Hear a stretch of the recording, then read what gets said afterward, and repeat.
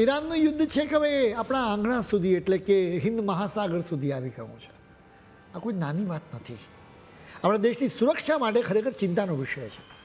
હમણાં જે ઘટના બની એ જાણીને તો તમે પણ ચોંકી જશો.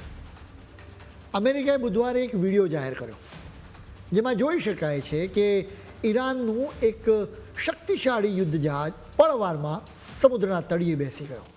આ જહાજનું નામ હતું IRIS દેના, જે ઈરાનનું બહુ આધુનિક ગણાતું જહાજ હતો.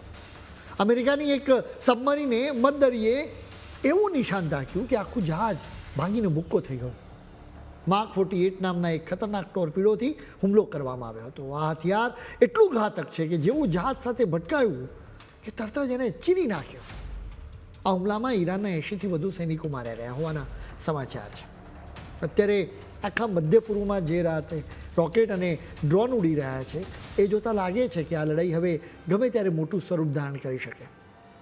ખાસ કરીને આપણા સમુદ્રી વિસ્તારમાં જ્યારે આવી રીતે જહાજ ડૂબવા માંડે ત્યારે ભારત માટે સાવધ થવું ખૂબ જ જરૂરી છે. આ માર્ક 48 ટોર્પિડો કંઈ જેવું તેવું હથિયાર નથી. અમેરિકાના નૌકાદળના પાવરફુલ હથિયારો પૈકી આ ટોર્પિડો સામેલ છે.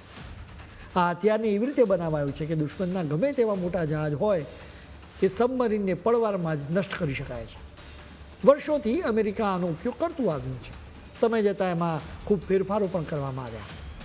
હવે તો એ વધારે ઘાતક બની ગયું છે. આ એક ટોર્પિડોનું વજન જ 1700 કિલો જેટલું હોય છે. એટલે તમે વિચારો એમાં કેટલો દારૂગોળો ભરેલો હોય.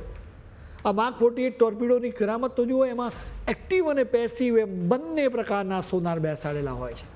પેસિવ સોનાર એટલે એવું દુશ્મનનું જહાજ ચાલતું હોય ત્યારે એના એન્જિન જે પંખાનો જે ઘણઘણાટ કે અવાજમાં પાણી પેદા થાય એ અવાજને આ ટોર્પિડો પારખી લે.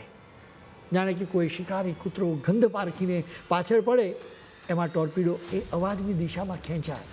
અને બીજી બાજુ એક્ટિવ સોનાર એટલે એ પોતે અવાજના એવા મોજા છોડે જે દુશ્મનના જહાજ સાથે ભટકાઈને પાછા આવે. એટલે એનું પાક્કું લોકેશન મળી શકે.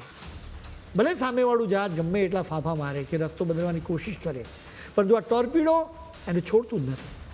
પાણીની અંદર આ અવાજ અને તરંગોની રમત એવી ખતરનાક છે કે દુશ્મનને ખબર પડે એ પહેલાં તો અકાળ બનીને માથે આવીને ત્રાટકે.